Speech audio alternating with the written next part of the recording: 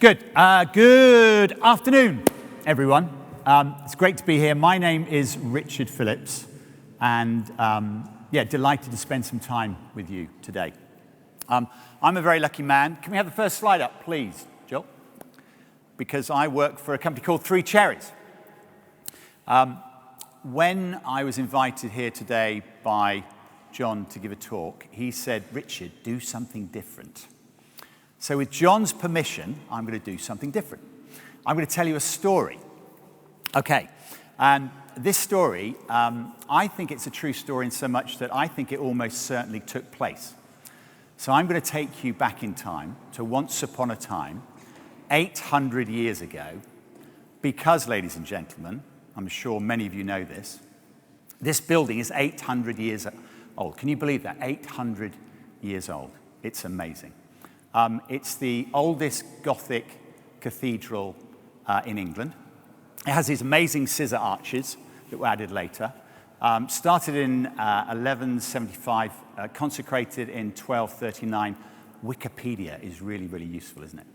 What an amazing place. So this story, okay, so bear with me.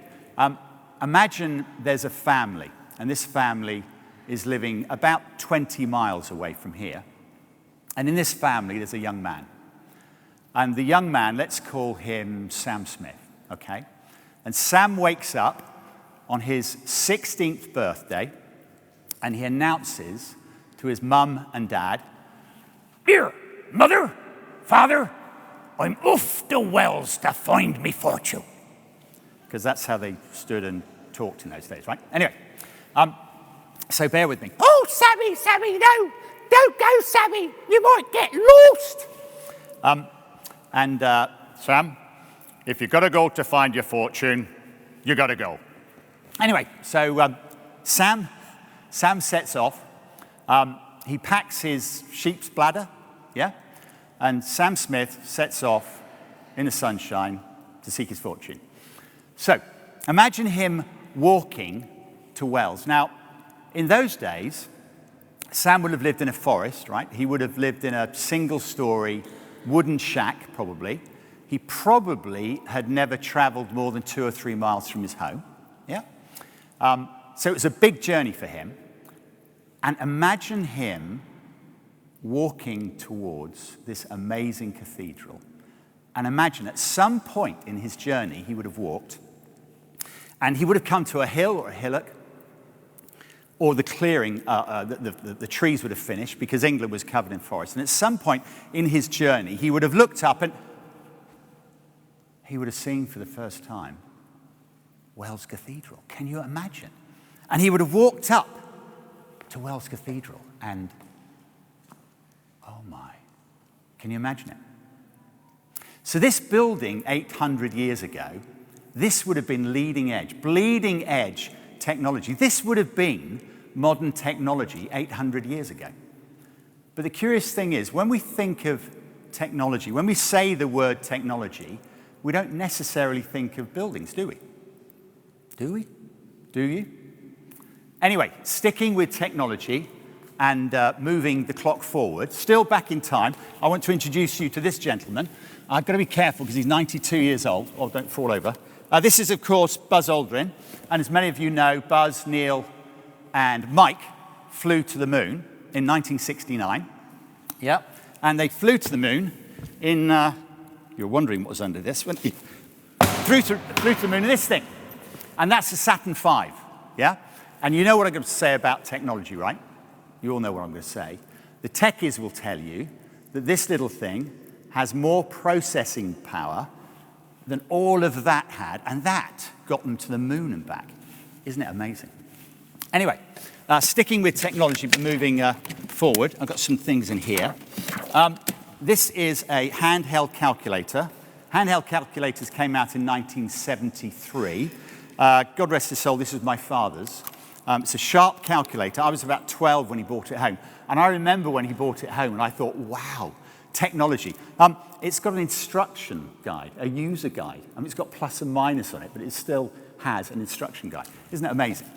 Okay, moving on slightly. This is who recognizes that? This is a Mitel SX10 operator console from a telephone system. This came out in 1982. I got started in telecoms in 1983, and I actually sold this system to Panelker and Foster's accountants in the Promenade in Clifton in 1984. Okay, moving on. What have I got next? I have got, yes, okay. Who, by a show of hands, who had one of these? Anyone? Show of hands, anyone had one of these? No one?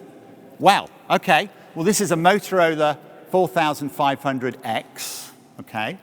It came out in '86, and I remember, as a younger man, driving my Ford Sierra XR4i up Park Street on the phone, and an officer of the law stopped me, and he booked me for undue care and attention, £25. So, there we go. Okay, moving on. Okay, anybody recognize that? It's an Octara telephone system, yeah? Sold a lot of these. The receptionist would have one of these, lots of buttons, because the receptionist needed to transfer calls and what have you. And the other person in the organization who had one of these was the boss. Why? Because the boss was important. Didn't have a clue how it worked. Didn't have a clue what the buttons did. Okay, moving on. Very popular phone system, Panasonic A series. Yep. Okay, what have we got next? Oh yes, who can tell me, anyone have a guess, when was the first SMS text message sent in the UK? Anybody got any ideas? Anyone? No one? 1992. Yeah, it was a Vodafone engineer, and the message was Merry Christmas. That's 30 years ago. So think about all the SMS messages that have been sent since then. Amazing, hey? Okay, next one. Who had one of these? Nokia 1610. Did anybody have one of these? Yes! Got some show of hands. 1996. Yeah. And the last thing is, yes, this was my favorite phone of all times. Absolute favorite phone. It's a Motorola Razr V3. I felt so cool with this phone. And the main reason was because it made me feel like Captain Kirk. Beep, beep. Bring me up, Scotty. Great phone, great phone.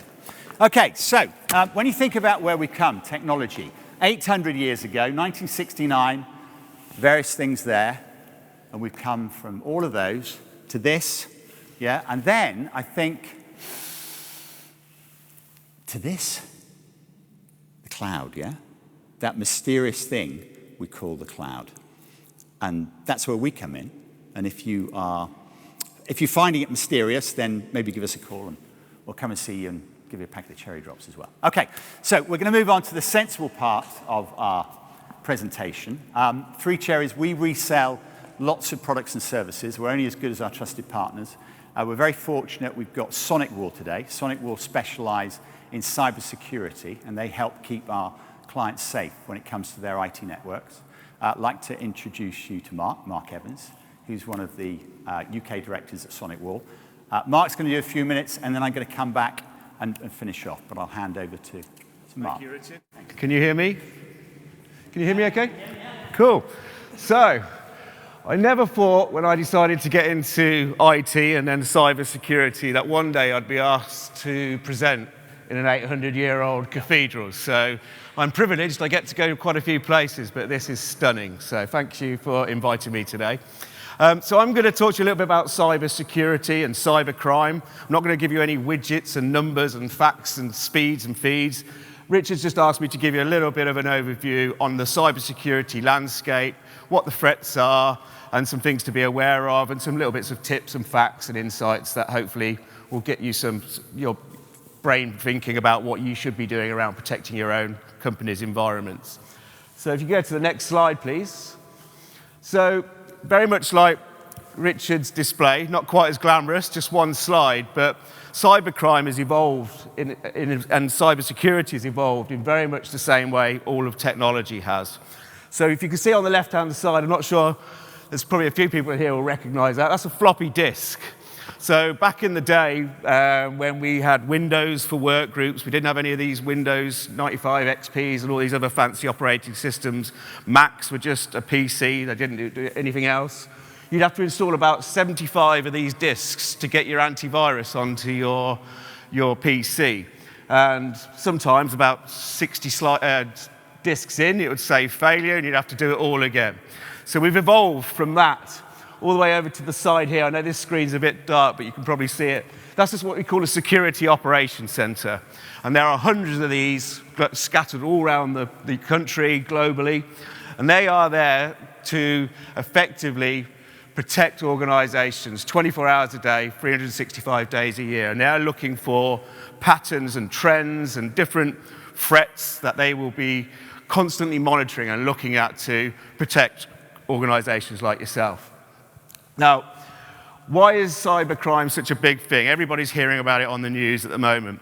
And the biggest reason is the revenue that cybercrime generates.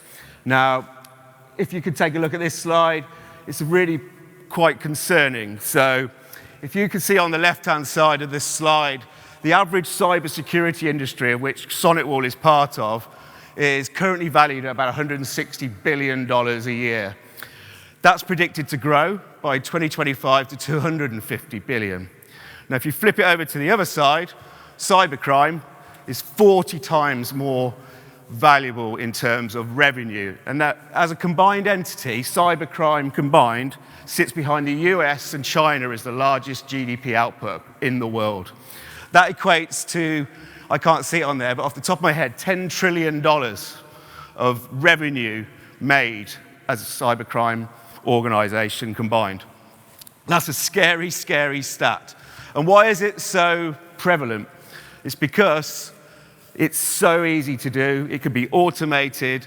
It can be set up like a genuine business, but the ability to hide behind the same technology that we sell is preventing people being caught, essentially. It's very easy to make money in cybercrime. So I did a quick search, and you'd think, well, what type of industries are affected by cybercrime? And I was thinking, would the church have anything to be worried about? And I actually found an incident in 2019 in Ohio where a church was defrauded of $1.75 million, which is all set aside to restore the damaged building. And that was all to do with a cybercrime event where the network was hacked, someone pretended to be someone senior, and they transferred all of those funds into a third-party account. Never got it back. So essentially, cyber security and cybercrime is prevalent whether you're a one-man band, part of the church, or a global organization. It's prevalent everywhere. And that's why it's really important to work with the likes of Three Cherries, who's been a long-standing partner. We're 30 years old as a cybersecurity business, and we're not too far behind Three Cherries in terms of that length of stay. So we're very, very knowledgeable. We've seen the likes of the disks being installed all the way through to this all-encompassing security solutions that we offer today. And it's really important to understand that without having security, it's very hard to do business with anybody these days. So by working with the likes of Richard and Three Cherries, it's very important to understand what your risks are and try and mitigate those at whatever level you can. And I'm sure Richard and his team would be more than happy to talk to you about how some of those things can be protected against. And I'm here as well. I'm not here to sell anything, but if you want to pick my brain, I've been in cybersecurity for, I'm definitely not Gen X, was it? Gen Z? Yeah, so 20 odd years, I think, in cybersecurity. So if anyone's got any concerns, challenges, both on a personal level or on a business level, I'm here for the next few hours and more than happy to answer any questions. Thank you very much. Thank you very much. Thanks a lot. So just finishing up, thank you, Mark. Yeah, really good, really good, really good. So just a few more minutes from me, you'll be pleased to hear. Incidentally, wise buzz here, as John alluded to, out of the 12 men that walked on the moon, I've been lucky enough to meet 7, not 9. He got it wrong. He's exaggerating. I've met 7. If you're interested in that, come and see me later. Okay, so a very quick, blatant sales pitch for Three Cherries. You're expecting it, salesman, right? Okay, so Three Cherries. We've been in business 25 years. We're based in Clevedon. We're at Clevedon Hall Estate. We're in the stable block. We had the horses taken out before we moved in. We thought it was a good idea. We turn over 1.5 million. There's 14 of us in the business. 8 technicians, IT technicians. That includes our managing director and our technical director. We have a finance lady. We have an operations lady. We've got 2 of us on the sales side and project management side. Myself, and my wonderful colleague, Richard Burkitt. You might think that's confusing having two Richards.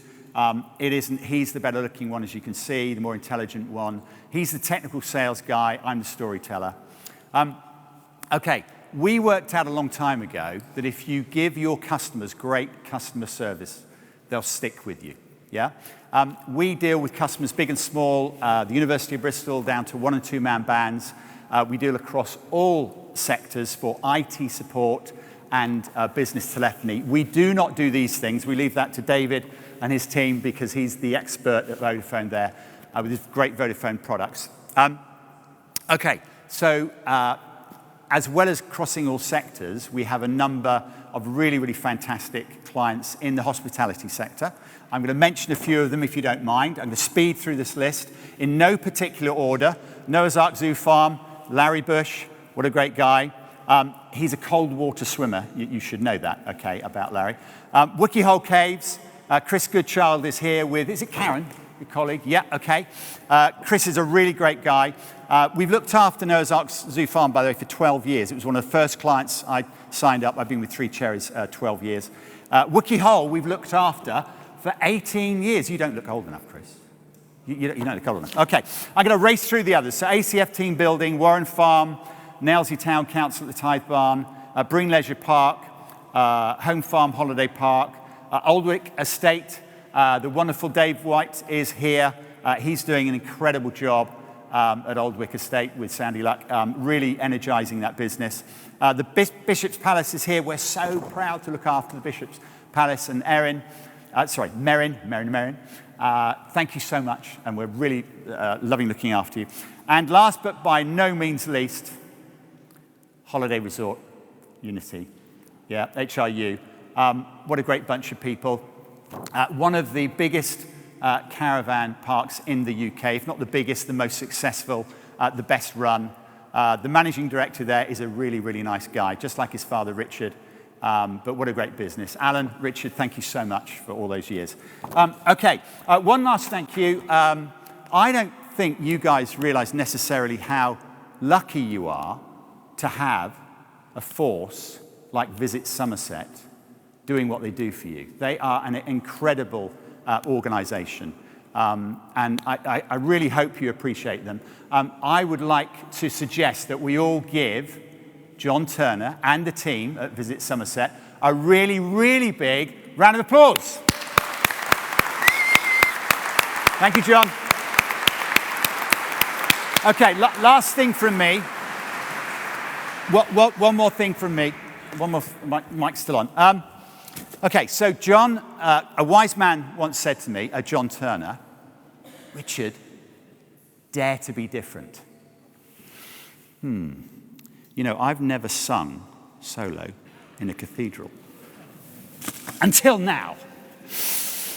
Marina, Aqua Marina, what are these strange enchantments that start whenever you're near? Your magic to me, a beautiful mystery. I'm certain to fall, I know, because you enthrall me so. Marina, Aqua Marina, why don't you say that you'll always stay close to my heart? Thank you for listening, everyone. Thank you. You're most kind. Thank you.